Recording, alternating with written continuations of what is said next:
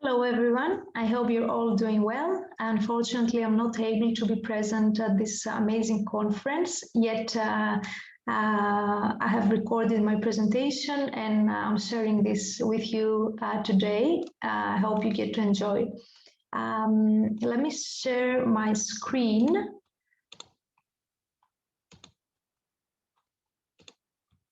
All right.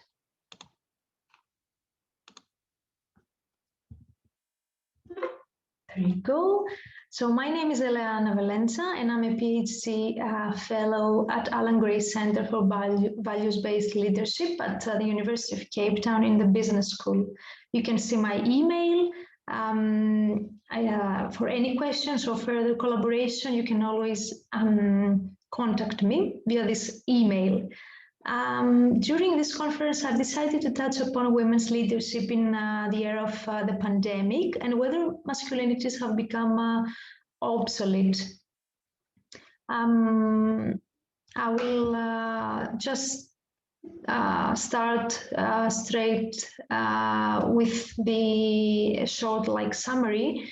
The reason I chose to touch upon this issue is because the COVID-19 has affected the lives of women across the globe, impacting gender equality and women's empowerment. However, women leaders have successfully carried out effective and inclusive COVID-19 responses, highlighting the critical role in dealing with crisis and influence over decision-making processes. Women do continue to experience challenges in leadership positions, mainly profoundly shaped by rigid social and cultural expectations related to masculinity. So this research actually draws insights from social constructs such as masculinities and femininities, trying to contribute to the very limited scholarship in organization and management research on female leadership in times of crisis. The real world problem is lasting crises like the outburst of the pandemic that caused millions of fatalities across the globe, having deleterious effects on people's daily lives.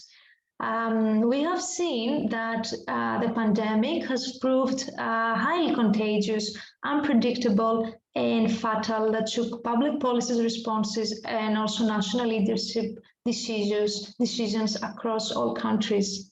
I'm presenting here some data by the World Health Organization as of yesterday.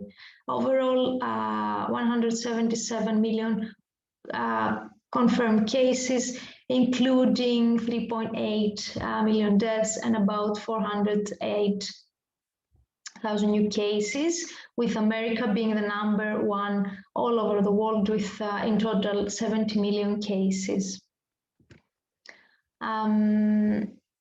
Here I have a global map with again, with America being the #1, and then Europe follows and the rest of the regions across the globe. I find it necessary to present some data on women leadership, and data show that 70% of the global health workforce are women, but according to the Global Health Report 2020, women from middle and low-income countries make up only 5% of leaders at global health organizations. According to World Bank Group, only 33 of executive positions are held by women in the largest 100 US hospitals, and only 25% of African ministers of health are women. Lastly, according to the humanitarian NGO CARE, only 24% of the positions on national level committees established to respond to the pandemic are held by women. Some of the biggest newspapers, magazines, online channels like the New York Times, Forbes, Vox, the Harvard Business Review, etc., have supported that cities, states, and countries led by women have managed to implement a clear, thorough, and well-executed social distance plan at least a week before the first death, which actually had different outcomes and that was flattening the curve and controlling and preventing new cases, which actually leads to this research question: what is the role of leader gender in mitigating the harmful effects of the pandemic? And actually, how do masculinities, stereotypes, prejudice, and gender bias interplay with the leadership of women, and how the latter importantly precludes gender disparities at workplace? So basically, women do continue, as we know, to experience challenges in leadership positions, and that is caused by rigid social and cultural expectations related to masculinity. Cornell in 1987 has stated that masculinity is defined as a configuration of practices that are organized in relation to the structures of gender identities and relations. Both masculinity and femininity actually have been conceptualized as two multidimensional constructs, which include gender role stereotypes, gender role conflict, and gender role stress. I'm going to mention some of the masculine traits. Some of you probably know it's aggression, assertiveness, academic and professional achievement, confidence, and being a supervisor or a manager.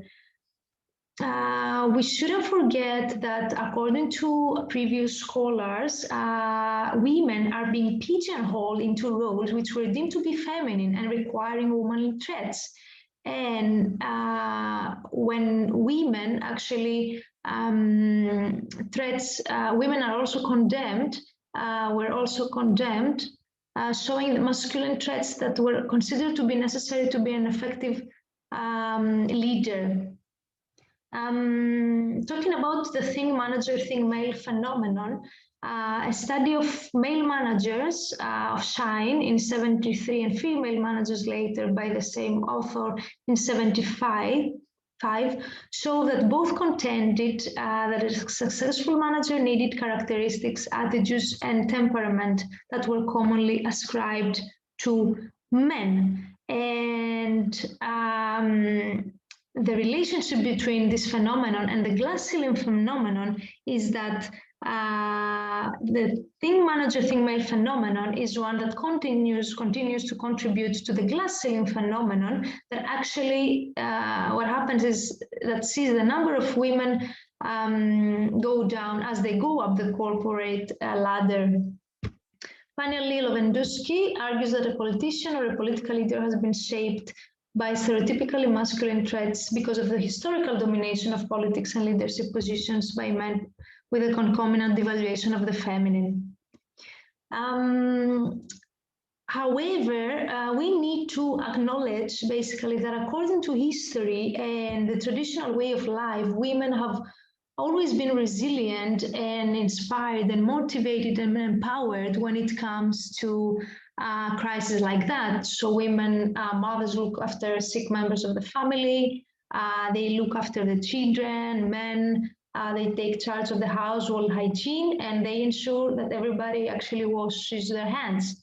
It's women that are traditionally caring and empathetic in times of trauma. Klaus Schwab in 2012 actually talks about women's role and how empowered and educated girls and women lead to actually the growth of the global economy. Also, they contribute a lot to politics and society. And if we have an empowered and an educated girl or a woman, they develop actually the economy, the economy of the world and each country. He also states that in particular with talent shortages projected to become more severe in much of the developed and developing world, maximizing access to female talent is a strategic imperative for business.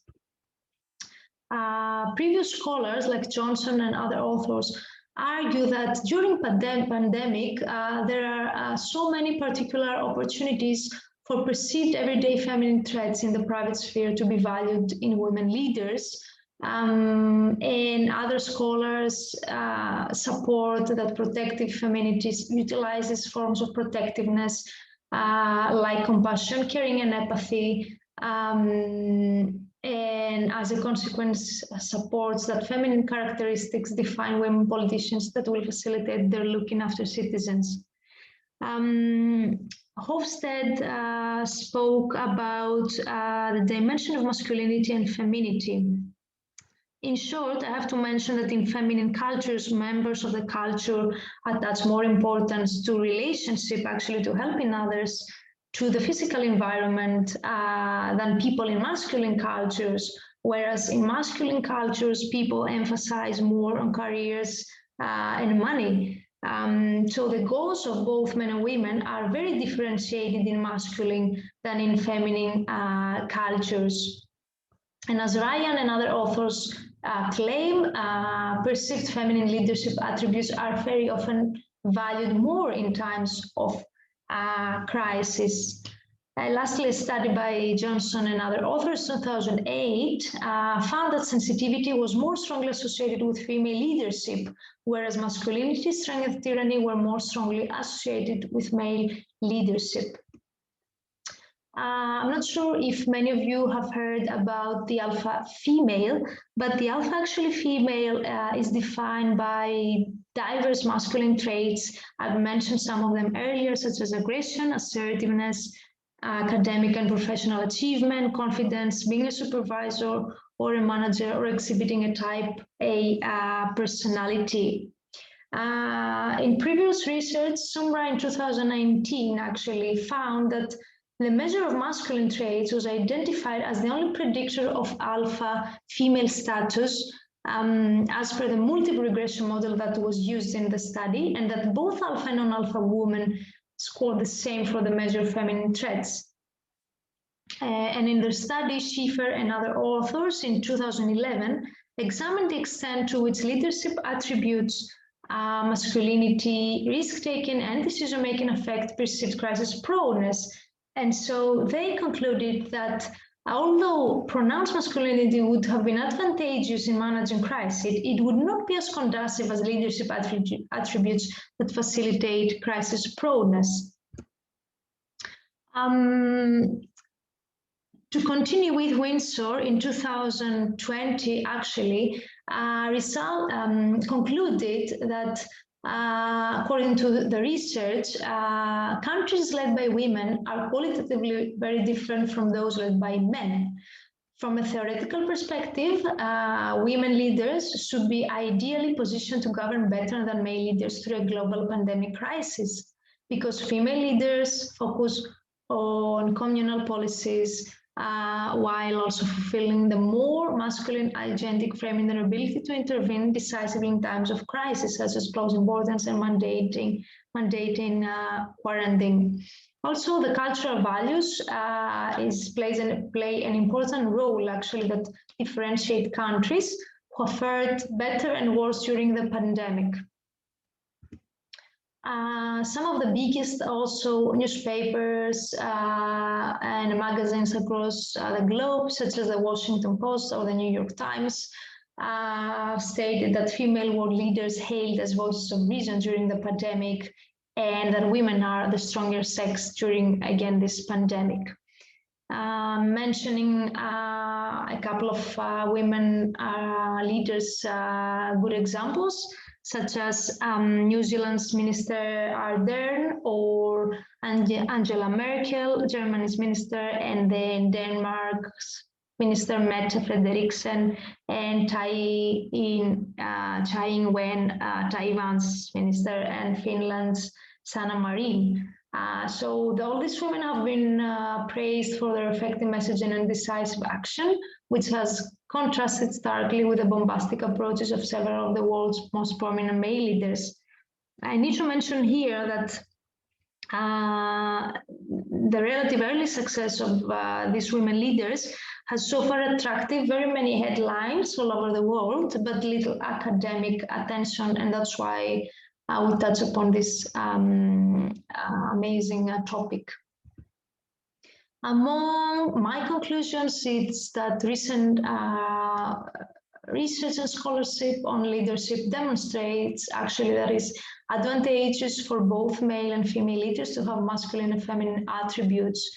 And to sum it up, Shields, a professor of psychology, he states that it's very, very important to help men understand that women too can be powerful. So it's actually, it's about also the education of men. So instead of seeing strong women as a threat, as an enemy to masculinity, the new masculine identity will accept and work with strong and powerful women in constructive ways. And finally, Anderson, he states that the story of the spread and unthinkable human tragedies of the pandemic is the ultimate case study in high-stakes leadership. Men can learn actually from what we have seen women do in this crisis. So we think of gender diversity as being about representation, but COVID-19 had showed so far that it is about high-quality, life-saving leadership.